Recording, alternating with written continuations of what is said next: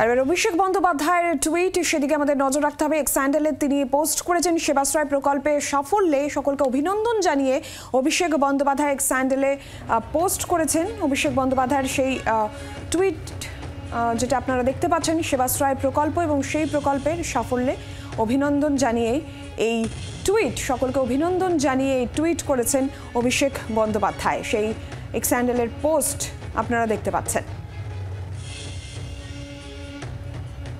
আমরা এই বিষয় নিয়ে কথা বলবো। সেবাশ্রয় প্রকল্পের 7 দিনে 1 লক্ষেরও বেশি মানুষকে পরিষেবা, ডাক্তার, নার্স, স্বেচ্ছাসেবক এবং ল্যাব অ্যাসিস্ট্যান্ট সকলকেই তিনি অভিনন্দন জানিয়েছেন এবং তিনি বলছেন যে এই সকলের প্রচেষ্টা ছাড়া এটা সম্ভব হতো না, নিরলস প্রচেষ্টা ছাড়া এটা সম্ভব হতো না। জনগণের সেবায় অটুট নিষ্ঠা এবং অঙ্গীকার এটা সম্ভব হয়েছে। অভিনন্দন জানিয়ে এই পোস্ট অভিষেক বন্দ্যোপাধ্যায়ের। আমরা আরও বিস্তারিত এই বিষয়ে জানবো। প্রবীর চক্রবর্তী রয়েছেন টেলিফোন লাইনে প্রতিনিধি আমাদের সঙ্গে।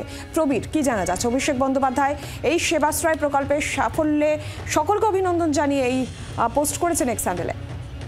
দেখো, 2রা জানুয়ারি নিজের লোকসভা কেন্দ্র ডায়মন্ড হারবারের জন্য সেবাশ্রয় প্রকল্প চালু করেছেন অভিষেক বন্দ্যোপাধ্যায়, সাংসদ অভিষেক বন্দ্যোপাধ্যায়।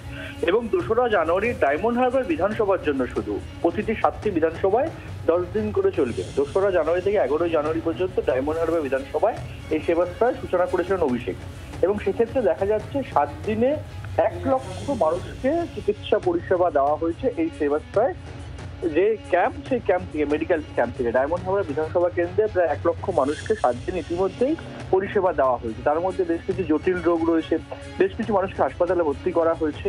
এবং আরো গুরুত্বপূর্ণ বিষয় যেটা, এটা শুধুমাত্র ডায়মন্ড হারবার লোকসভা কেন্দ্রের জন্য অভিষেক বন্দ্যোপাধ্যায় চালু করলেও দেখা যাচ্ছে যে রাজ্যের অন্যান্য প্রান্ত থেকেও কিন্তু মানুষ আসছেন চিকিৎসার জন্য। যেমন জলপাইগুড়ি জন্য এক যুবক এসছেন, এক দম্পতি এসছেন, তার 2 বছরের শিশু শুনতে পান না। সেক্ষেত্রে দাঁড়িয়ে তাকে সেবাশ্রয়ে যেমন চিকিৎসা করা হয়েছে এবং ভবিষ্যতে যাতে তিনি শুনতে পান তার জন্য চিকিৎসা ক্ষেত্রে যা যা প্রয়োজন তার দায়িত্ব নিয়েছেন সাংসদ অভিষেক বন্দ্যোপাধ্যায়। সুতরাং অভিষেক বন্দ্যোপাধ্যায় তিনি নিজেই পোস্ট করেছেন যে 1 লক্ষ মানুষকে ইতিমধ্যে চিকিৎসা পরিষেবা দেওয়া হয়েছে। এটা একটা বড় কাজ এবং সর্বস্তরের মানুষ, চিকিৎসক থেকে শুরু করে যারা ভলেন্টিয়ার থেকে শুরু করে সর্বস্তরের মানুষের সহযোগিতাতেই এই ক্যাম্প চলছে বা এই সেবাশ্রয় চলছে। সেক্ষেত্রে আগামী দিনে এটা কিন্তু একটা অন্য ক্ষেত্রে দেখা যাচ্ছে, চিকিৎসা পরিষেবার ক্ষেত্রে অন্য ক্ষেত্রে কিন্তু একটা উদাহরণ হিসাবে উঠে আসছে। এবং আজকে সবে 7 দিন, এরপর আরো 4 দিন চলবে ডায়মন্ড হারবার লোকসভা বিধানসভা কেন্দ্রে, তারপর আরো যে 6টি বিধানসভা আছে সেখানে 10 দিন করে চলবে। সুতরাং মোট 75 দিনের এই সেবাশ্রয় যে ক্যাম্প, মোট 75 দিনের ক্যাম্প, তার মধ্যে দেখা যাচ্ছে যে প্রথম 7 দিনে ইতিমধ্যে 1 লক্ষ মূলক এখানে পরিষেবা পেয়েছেন।